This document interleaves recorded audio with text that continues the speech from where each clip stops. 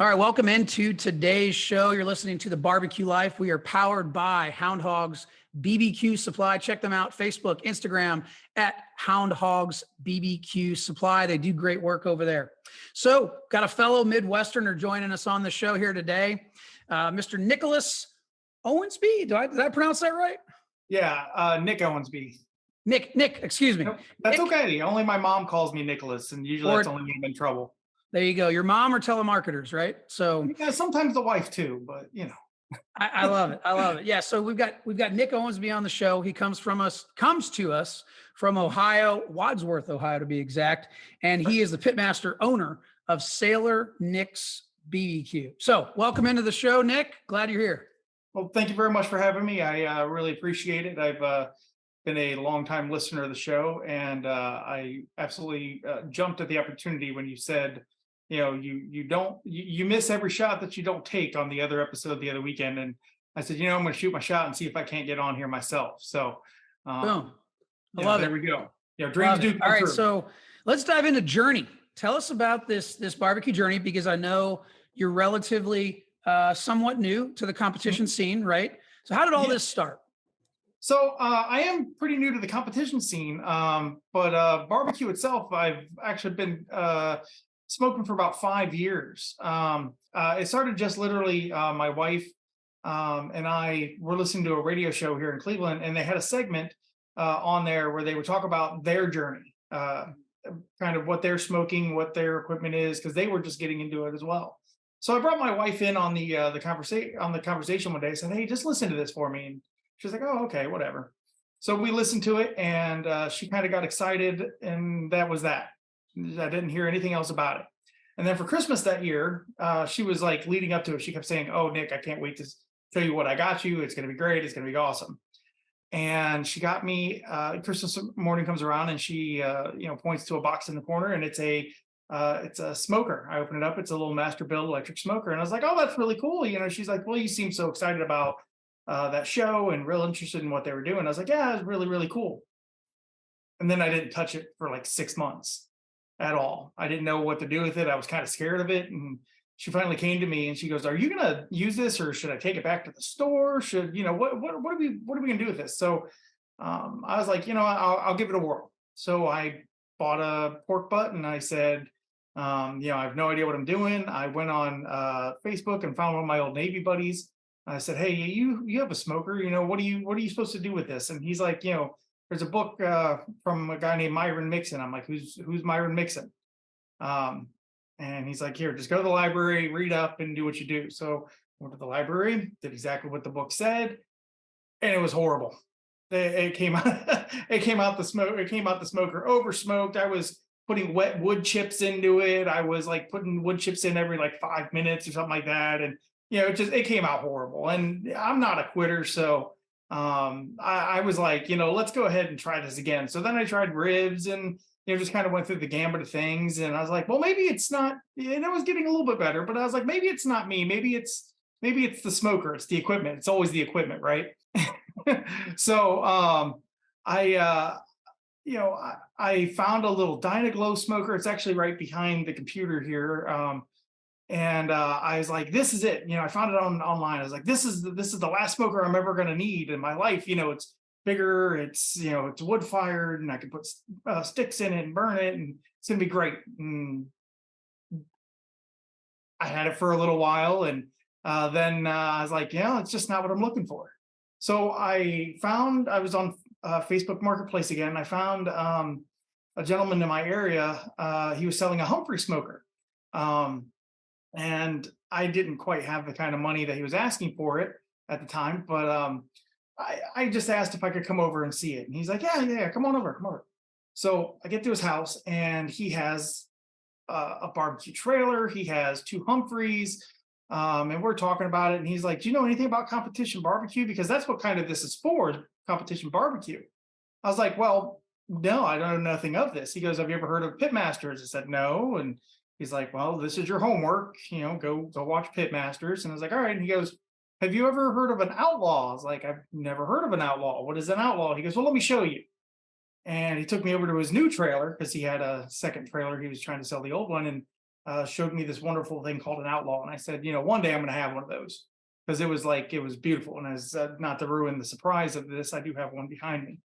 Uh, so a couple weeks later, I ended up scraping up the extra cup, a little bit of money, and I bought his Humphreys from him. So I cooked on that for a couple of years. I did buy a Lang when I was there, or at one point, and went back to the Humphreys, and I ended up buying my own Humphreys and whatnot. But I didn't really, I was just for friends and family, and whatever events we had or whatnot. So then one day, a couple of years after I got the this orange Humphreys behind me, we were driving down the road, me and my wife and my kids, because it was just a Sunday and we wanted to get out of the house. And there was a fraternal order of police hall down the road, and they had a big sign that says competition barbecue. And I said, well, you know what? Let's call and find out. And I looked over to my wife, and my wife already had it up on Facebook. She's on her phone. My wife's ride or die, man. My wife's awesome. Her name's Nicole. Nick and Nikki, I get it. We don't need that in the comments. But so we were, she already had it up, and she's like looking how we can enter and whatnot. And then she's like, well, I got you entered. I was like, okay. She's like, now we have to figure out how to get there. I was like, yeah, I don't have a trailer. She goes, let's go buy an RV. I said, okay. So we bought a toy hauler. I was like, yeah, I mean, like I said, when I say my wife's ride or die, my wife's like, let's do this. She's pretty awesome. So we literally buy a toy hauler the week before the competition, and we go to it. And mind you, I've been doing backyard, for friends, family, whatever. And I'd watch YouTube videos, but the Montana Outlaw Barbecue guys, they're the ones that I watched a lot of videos of to kind of, figure out what competition barbecue was. And I owe those guys a debt of gratitude like none other. They were awesome. They're the ones that kind of showed me the ropes. So I go to this competition in Wadsworth, and I cooked brisket and pork and ribs and chicken, and they supplied all the meats, and it was great. It was a fun time. It was just a bunch of backyard guys doing it. Well, when it came to the awards, I didn't expect anything, because there was guys that have been doing this contest for years or whatnot, and they called chicken, and they called ribs first, and they're like, third place, Nick Owensby, Sailor Nick's Barbecue. I was like, oh, well, awesome. And they got to pulled pork, and they said second place pulled pork, Sailor Nick's Barbecue. I was like, oh, it's all right. This is going better than I thought. Then they said chicken. They said first place. I was like, all right, something's going on here. And then they called my name last for brisket. And I was like, this is absolutely amazing. And I mean, there was only 13 people, but still, that's pretty good out of 13 people. So then they come up with the grand champion, and they call some other guy's name. And I'm like, man, how did that happen? And everybody stood up and said, congratulations on retiring, from the police department. I was like, I see how it is, Yeah. The guy that's retiring gets the grand championship award, but it's the farewell into the sunset. Yeah. Yeah. So, but I had such a blast. My wife had a blast. My kids came along too. It was so much fun. I told my wife, I said, we got to do this again. Mm-hmm. And she goes, well, find one. I was like, all right. And this is, like I said, this is in October. So I go on the KCBS website, and the next one that I found that was relatively in a driving distance is down in Georgia in Cumming, Georgia, at the Atlanta Barbecue. This was just last year. So my sister, she lives down in Roswell, Georgia, and I asked her. She has her own business. I said, hey, jokingly, I said, hey, do you want to sponsor me? I'll come down and we'll use it as a thing for your business, and we'll do whatever. And my sister is amazing. Her name's Nikki also. It's not that kind of situation, I promise. She goes, Nick, if you want to come down, I'll take care of everything else. I'll pay for the meat and everything. It's like, oh, wow, awesome. So she goes, just tell me what you need. And I said, oh, brisket, pork, the whole gambit. I get down there, and she ordered a Snake River Forest Gold Wagyu brisket for me. She did the Compact Rock competition pack, and then we found some Springer chicken, and like, you couldn't ask for anything better for your first KCBS contest, except for the fact that during the KCBS contest, I had no idea about rules. I had no idea about turn-in times. I didn't even know how to build a box, to be perfectly honest with you, because the boxing up here at the little fraternal order of police, they didn't even want garnish. Right. So I got down there early, me and a friend of mine, we got down there, and I just was like, I'm going to go shig and try to find anything that I can figure out this, and just go to everybody's trailer and see what they're using, see if anybody will even talk to me. I was like, I'm down in Georgia, I'm from Ohio, nobody's going to really care. Man, everybody was awesome. Everybody was completely awesome. There's a team that's actually from Michigan. They're called Shiggin' Ain't Easy. Kind of funny. They brought me into the trailer, and they showed me how to build a box. They showed me how to they kind of gave me some information about turn-in times. Then they showed me their outlaw, and then I just I met I can't remember his name off the top of my head. Four Legs Up. But I met him. I met a whole bunch of people, and they just kind of helped me out. And I was like, this is what it's all about. This is really what it's all about, is people helping each other out. And I was like, this is awesome. And this is the first time since I left the Navy that I also kind of felt like I belonged to something again too, which was really important to me. So we go through the entire contest. I do pretty good, for my first KCBS. I finished pretty much middle of the pack. 20th was my highest call, and I was in chickens. So, I just had a blast. It was great. I loved it. And even more so, I was hooked because of the KCBS part of it. So after the contest, I actually met a gentleman named Eric Cooley from Papa Pig's Barbecue. And he's kind of become my mentor in all this. Actually, this past year, he's invited me down to cook with him at Sip and Swine, which I got to do that with him. I talk to him probably on a weekly basis. It's just a great time. So the winter goes through, and I keep telling my wife, I'm like, honey, if I'm going to compete, when I was down there, I mean, it felt like everybody had an outlaw or jambo. I was like, I need to get one of those cool freaking things. And I've always wanted one anyways, because, who doesn't want an awesome smoker, right? So I find this guy right before Christmas selling one up in the Upper Peninsula of Michigan. And it's a used 2860 Outlaw. And I tell my wife, I was like, honey, it's actually cheaper than if I go to the Outlaw website and buy it right out from Jay Craig. And I had kind of already talked to Jay about putting one in, and then I called him and said, hey, can I back out of our order? Because, I want to, buy this one. He goes, well, yeah, tell me what serial number it is. And I told him, and Jay's like, oh yeah, I remember building that one. He goes, I love that pit. Yeah, go buy it. I'll let you out of the deal. He goes, the only thing that you owe me is a 6-pack of beer. I was like, fair enough. I was like, all right. So I still owe him a 6-pack of beer. I haven't seen him in person in a while. So it's coming, Jay. It's coming. Promise. I was still a little bit short on cash when this guy's like, yeah, I want all cash. I'm like, all right, well, I ended up selling my 1982 Les Paul, my Gibson Les Paul custom, to kind of make up the difference for the smoker. So I took one obsession, guitars and playing guitar, and made it into another one with my smoking. So so there, that was last year, and kind of leading up to it. And so far this year, I decided to continue with the pro circuit, the pro side of KCBS. I've competed in 2 contests so far. And I did one with the Great Lakes Barbecue Association, which I did pretty well. I got a 180 in ribs, which I guess that's a good score, right? Somebody said it was good. The highest one you can get. I'm kidding. I know exactly. Yeah. And I got an 8th place in brisket, which was really cool, that contest with them. Then I went to Marietta in Ohio, competed a bunch of really good, really good teams down there, and had a blast. I ended up getting my first KCBS call in ribs. And I did another one here in Warsaw, Indiana, just a couple weeks ago. Did really well in that one too. I actually I tied for 2nd for brisket, and got 4th place in ribs. And I mean, it was just, just progressively getting better and better and better each time. So, right. I'm sure that's going to change. I'm sure I'll get a DAL here soon. I don't know if you can cuss on this, but DAL, dead ass last, right? Oh yeah. I've been there. So yeah, been there so twice. I'm sure it's coming. I mean, hopefully it doesn't, but if it does happen, I'm just going to be happy to be there, because I mean, barbecue is fickle. It's a fickle mistress, right?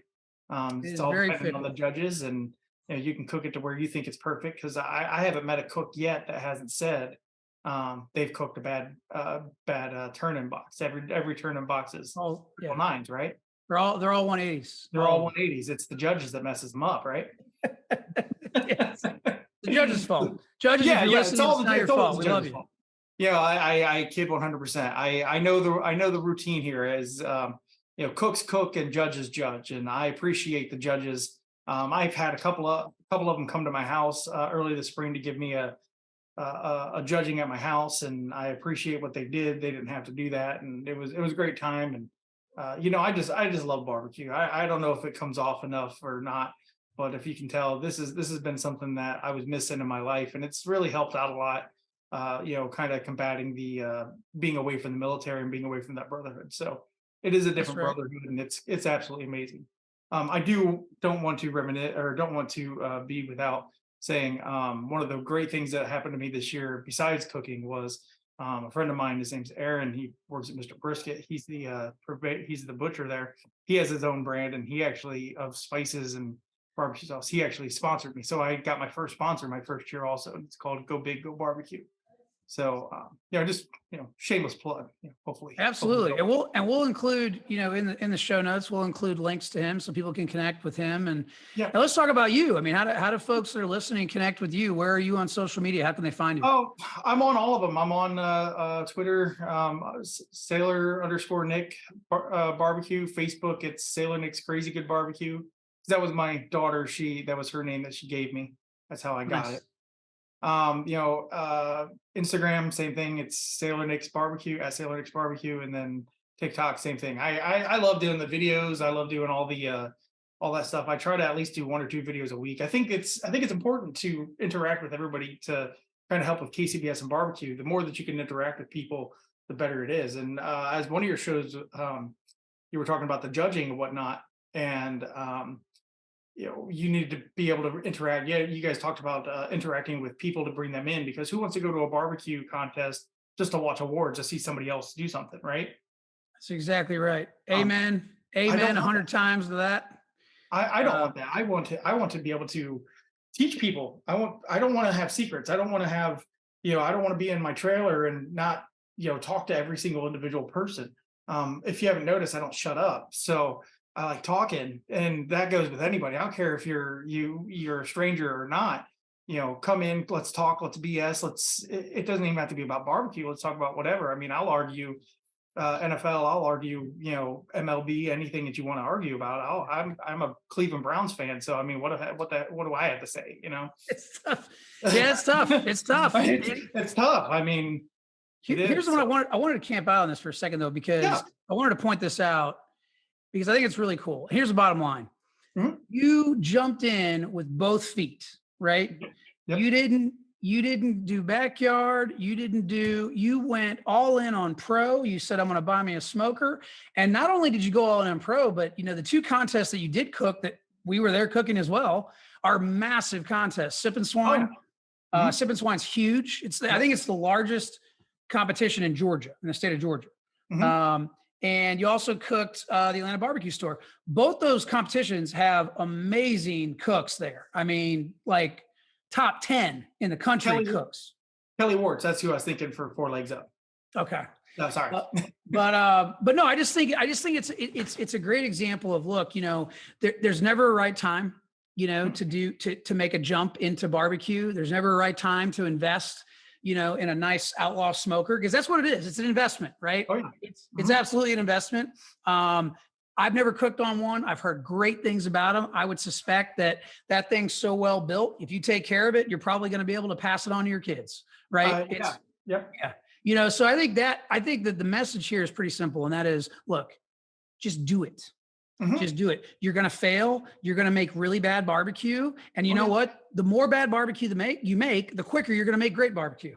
Exactly. So, and that was kind of my thing is, when I learned from the gentleman that I bought the Humphreys from, he's like, just barbecue, just do it every weekend, do it all the time. The more you do it, the better you're going to get at it. Exactly. That's exactly right. So I think that can't be overstated, that the importance of just practicing and being all in and, going both feet in, I think is at the end of the day, that's the best way to do it. There's never going to be a right time, never going to be a perfect time. And the best time is the present. Just going back, I can't overemphasize that enough. Just do it. you're going to make a lot of mistakes. And I think it's also very, very important. And you touched on this. It's very important that your significant other, that you at least communicate, right? And say, hey, look, here's what's going to happen. In your case, your wife is, I think you said that she's cooking with you. That's awesome. I don't have that luxury. I love my wife. She does not love barbecue like I love barbecue. So, but that's helpful. But if you don't have, like, if you are listening and don't have, a significant other that is passionate about barbecue, again, it just comes down to communication, right? And hey, I'm going to be gone, because it is, it's a give and take. I mean, this, you got kids, you got a family, so it is a give and take, because it does take a lot of time. Well, that's kind of going back to getting people involved with barbecue. That's kind of something I want to talk about just a little bit. Was I would love to see the barbecue community kind of interact more with, like, festivals and fairs and things like that, that you can bring a family atmosphere to it. And not, like you guys said in the other podcast, don't be so afraid, the KCBS, don't be so afraid, and the organizers, to do the cook's choice, or the people's choice, to allow them to sell these things, get people involved with it. Because the bigger the crowd, the more likely someone else is going to join in. I mean, I joined in once I did a contest, but what kind of got me into it was somebody else talking about it. And then I watched the Pitmasters. I mean, you've probably never seen the KCBS and Memphis Barbecue Society, the Georgia Barbecue Association. They probably never seen the amount of people that come into it until those shows happen. Right. Even probably now, I mean, you can probably attest, being on Barbecue USA, there was probably a small resurgence in, people getting interested in competition barbecue again, because of those shows. I mean, the one that's new, that's on the Country Network, that is extremely hard to find, by the way. That one was really cool. I watched the first episode of that. I think I don't remember exactly the name of the show, but these shows, these things that get the public involved, is what's going to drive, all these different associations, including the smaller ones, like, well, Georgia's probably not a smaller association, but the Great Lakes Barbecue Society, the Memphis Barbecue Society, all these different societies. That's what's going to bring people into those, doing those smaller events, not just KCBS, getting people involved. That's what it's going to take.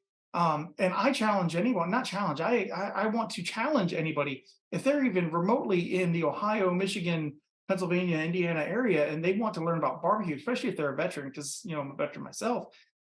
Get a hold of me. I will teach you everything that I know. I hold no secrets back.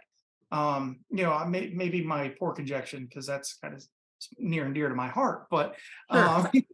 But until they start beating you, right? Then exactly. you don't Well, tell them even if anymore. somebody beats me, that'd be awesome. Because I mean, my goal is Shig and Ain't Easy, the guys that taught me how to build the box, Eric from Papa Pigs. I can't wait till the day that I can be like, Eric, I finally beat you, man. I got you. There's a gentleman, his name's Rich Parker. He's kind of the brisket guy around here. He owns the Barbecue Superstore. I can't wait to the day that I consistently beat him in brisket. But that's what he does. I mean, that's what he's kind of known for, brisket. So I mean, I can't wait to these guys, to learn from them, and that they taught me certain little tricks and tips to be able to say, hey guys, I'm catching up to you. I mean, that's one of my proudest things this moment. Setting a goal was I wanted to win one of the the categories in the Great Lakes Barbecue Association. Up until last week, I was in first place, going against teams that have been doing this for a lot longer than I had. But I'm coming for them. I still got 2 more contests. I'm only in third, so I am only a couple points away from getting that first place spot back. So anybody in the Great Lakes Barbecue Association, they should know now that I'm coming for them. So, but that's you got to set goals too in barbecue, right? You gotta see what you can do as well. But that's right. Here to set goals, and you hit the nail on the head. I mean, it is about people. It's about building those relationships. You talked about, going to the Atlanta Barbecue Store Classic and walking around and just saying, hey, first time, and you had folks helping you, and that's ultimately what it's all about. And anybody that, is looking at getting into this type of thing, yes, I understand it's intimidating. No, you don't have to have a 40-foot toy hauler. You don't have to have a Jambo or an Outlaw. You just need to have an intense passion for it, number one. And secondly, you got to have an open mind, because you may have a lot of people tell you that you make great barbecue. But the moment that you turn something in to get judged is the moment you find out how good it really is. Yeah. And You know, well, it's humbling. You have to go into it being humble. If you think that you're going to be the best, you probably will come in DAL. I'm not saying you will for sure, but I mean, I've heard multiple stories. People tell me about how they're like, I made it exactly like I make it, how I like it. Well, that judge on table 742 might not like as sweet as you like, or as spicy as you like, or whatnot. You have to find out that, not saying every region, you have to go to every region, because in Kansas City, it's supposed to be KCBS taste wise, flavor profile. But, you guys down in Georgia, you guys are like super sweet, right? Isn't that kind of like your profile with like a little bit of back end heat on it? that's exactly right. Yeah. In Georgia, typically it's a sweet heat. Mm-hmm. But like up in the Virginias, I've heard it's a little bit more vinegary. They like vinegary. Also, like out in Kansas City, like they like it Kansas City. Out in California, they like it a little more savory. I mean, these are just things, I don't know this for sure because I've never cooked in those areas, but that's kind of what I hear. So you have to kind of placate a little bit towards the area you're cooking in, but you don't have to completely change every recipe, I don't think. But you have to know at least what you're looking for in those areas, and going into it, that's the only way you're going to do is by trial and error, learning the different areas. So it takes some time before you can be good, but there are classes that help. I mean, That's right. it all depends on how much you want to put into it and how much you can put in it. And I'm pretty lucky. I like I said, I was lucky enough to be able to acquire a Gibson Les Paul that most people would dream of, and I said, well, that's not my dream anymore. My dream now is to smoke barbecue. So that's what helped me get my my outlaw. So you don't have to have all the fun toys. I've seen a lot of different guys start off in backyard with just a pop-up tent and a Brinkman, isn't that what it's called? Brinkman or a Dynaglow or any of those other kind of smokers. Yep. It all depends on you. If you have the passion for it, or even if you have the thinking that you have a passion for it, just do it. That's all I can say is just get involved. Go to a contest. I wish I would have taken some judging classes. I think next year I'm going to, just so I can actually judge a few classes, see what it's like. But I also want to try to do different regions of the U.S. I want to come down to Georgia more. I'm already planning on being at the Atlanta Barbecue this year again. I know Brian is probably sick and tired of my emails and his weekly podcast. Me in there said, "Hey, can I get the same spot I had last year? Hey, can I, do this? What do you need for this? What do you need for that?" I'm annoying as hell. I promise. I don't mean to be, but when I'm like a dog with a bone. If I like something, if I want to do it, I'm there. So I apologize, Brian. I really do. So. Well, I would say that I don't think there's any apologies necessary. Your passion, your energy is contagious. It's obvious that you love all things barbecue, and I love your style, man. I love how you just said, you know what, I like this. I'm going all in with it, and I'm gonna see what happens. And you're placing, middle of the pack, but you're placing middle of the pack with like really good teams. Yeah. And I think we're somewhat lucky in this area, in the Southeast area. In that, we have the ability, to compete against some of the best teams in the country. In fact, what was really telling to me is when I started to see Midwest teams come into Georgia, because that told me that if these guys are coming all the way from Illinois, Ohio, Missouri, you name it, okay, they're coming down here because they want to compete against some of the best in the country. So can you maybe sum up a little bit? Why is it so important for everybody to win in Georgia? Like, what is it about Georgia and competing in barbecue? It's a good question. And the short answer is I don't know the specific answer to it. I think it's just one of those deals where, there's a very strong a rich barbecue history in Georgia, especially South Georgia, right? With the Myron Mixons of the world, the Robbie Royals of the world. We're talking about big, big names. Oh, yeah. So I think that's part of it. But I also think the other catalyst to this is the Georgia Barbecue Championship does a phenomenal job, but it's a nonprofit organization, but it's the state's points race for Georgia for KCBS. And, they've done, in my opinion, a very good job of just educating people, being very welcoming. And I think that has spurred a lot of excitement in Georgia. And we get a lot of teams, both backyard and pro, that come up through the ranks in Georgia. I can't say the same for South Carolina. We don't have near the amount of teams, the amount of enthusiasm, energy, et cetera. We just don't know why. Not saying we don't have good barbecue in South Carolina. It's just, it's not the competition side of things is not nearly as big. And so I guess to answer your question, if I'm just thinking about it logically, I think the big thing is the reason people want to win in Georgia is because of the quality of teams that come here. Triple H, right? Getting Basted, Uncle Pig's Barbecue Pit, Janky Leg Barbecue. I mean, top 10 teams. Mm-hmm. They want to come here. And when I saw that just as a newbie, I mean, I guess I still am, is I was like, well, if somebody's driving halfway across the country, I would think that they're doing that. Obviously they love it. Number one. Number two, they want to sharpen the saw, so to speak, and they want to be able to compete against some of the best teams in the country. So I think it's kind of a myriad of reasons personally. Our listener, if you're taking in the show right now, I'd love to hear from you. If you have a good idea as to why, it seems like Georgia's a popular spot for teams from all over to come and compete. But that's a good question, man. The short answer is I don't know the specific answer to it. Well, I mean, it's to me, I kind of asked that question to kind of answer it myself too. For me, Georgia is that there's three meccas, right, for barbecue: the Jack, the Royal, and then the Houston Rodeo, right? Those are like the three world championships. Memphis May is also in there. But I don't know anything about Memphis, so I can't say that. But to me, there's two meccas when it comes to barbecue you think of is Kansas City barbecue and Southern barbecue. And when everybody thinks the South, I think Georgia. That's like my thought when I first heard that everybody wants to win in Georgia. It's not because it's Georgia. It's because it's that aura. It's that thought of I beat everybody else that's lived, breathed this barbecue, this Southern barbecue. So I think that to me, that's my answer, is because it's one of those Mecca type situations. So I mean, that's my thought. And not to mention, one thing I forgot about is, you've got, not only do you have the, Myron Mixon, Robbie Royal in South Georgia, but you've got, Lang Smokers is headquartered in South Georgia. So, I mean, there's just a lot of, I just think it's got that rich history of it. I've cooked one Memphis Barbecue Network event. Freaking loved it. It was tough, right? We did all three categories. We did whole hog, we did ribs, we did shoulder.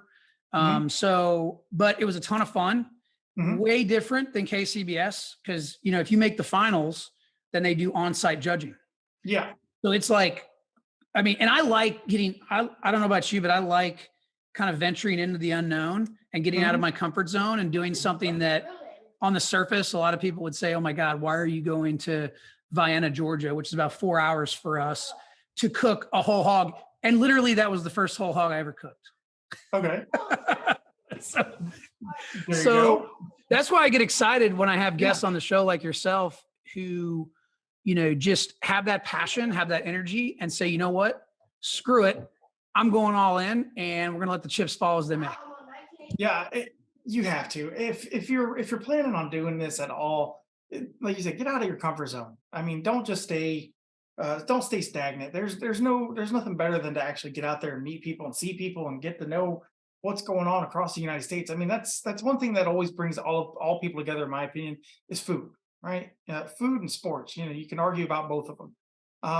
So, I mean, if you can bring people together with those two things and then also compete at it, because I played football, baseball, and wrestled in high school and whatnot. And I'm too short and fat anymore to do any of that, but I still like to compete. So, if I can feed people, make them laugh and talk to them, meet them, and then also compete against them and try to beat them. And that's just the best of both worlds. And I've been interested since I kind of learned about the Memphis in May, about the on-site judging, because I like to talk and because, sometimes I probably should talk less and listen more. But I think I'd be pretty good at, kind of talking my food up and talking about the things that I do to my food. I think that'd be really fun to do. I just don't know many people that have done it, and I don't even know where to even start with that. So that's my next goal, is after doing a few more KCBS, is try to do one of those Memphis ones. I did try to convince a couple people, hey, let's put a team together and go to Memphis in May, until I started hearing rumors about like a $10,000 buy-in or something. I was like, I don't think that's going to happen anytime soon. So, maybe try to do one that's not Memphis in May first and then go from there.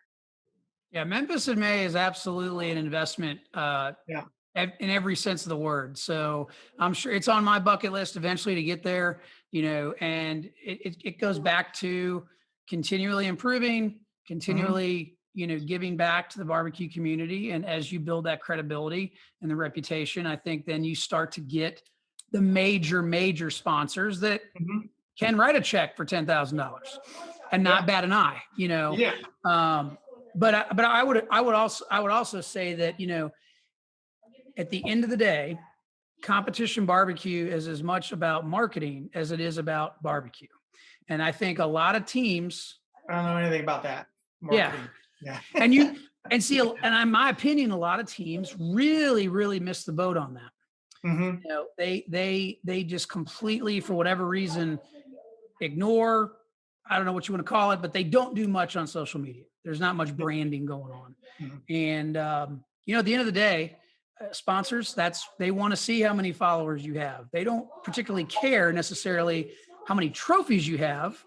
They want to Hmm. know who knows about you and how many followers, are in your sphere. So, Well, it's a return on investment, right? I mean, it, Flaps 20 Barbecue. They're an Alabama company. I talk with them all the time. They're great people. I'm not sponsored by them. I just Travis. He's big into the SCA world. He does KCBS as well. But those guys, they they were on another podcast I listened to, and they said that the thing sponsors look for is engagement, loyalty. They want to make sure that you are a person that's going to be trustworthy with their brand. He goes, I'm not so much worried about you having 36 grand championships, or averaging in the top 5 of the KCBS or what. I goes, but can you get my product out there? Can you be something that I would be proud to put my money behind? And that's what it is when it comes to sponsorship. I mean, I'm happy that I have one trying to help my buddy get his product off the ground and going. But I'm only one cog in that machine of his. But I'm going to do everything I can to help him out. His return on investment, is not a huge thing. He's not paying for spots for me to be at a contest or anything, but he is, giving me free rub. He's saying, here, go use this, show people that it works, show people that it's good. I was like, yeah, I use it all. I mean, I love it. You have to be able to give something back to sponsors, and it can't just be one Facebook post a month. There can't be just I got second place here. It has to be a return on both sides. You get something, they get something. I did something really funny. And I don't know how much time we have left, but I wanted to tell you the story. Like I said, my sister lives in Roswell, right? And what's one of the big barbecue companies in Roswell? Royal Oak, right? Their that's headquarters right. right. That's where their HQ So is. yeah, that's right there. And she lives just about a 10-minute drive away from there. So this past year we were in Georgia for New Year's. And this was my crazy marketing scheme for Sailor Nick's Barbecue. Was on New Year's Eve, I wanted to be first in line for sponsorship. So I went literally at 12 o'clock. The ball, Ohio State missed their field goal. Go Ohio State. That sucked. To lose the national champion, or to move on to the national championships. Yep.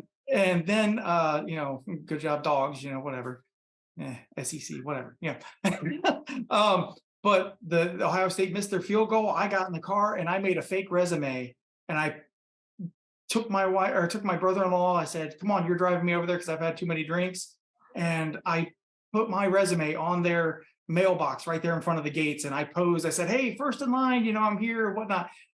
Didn't see a single freaking thing from Royal Oak from it. No post. Like, I put it on social media, everything else, nothing.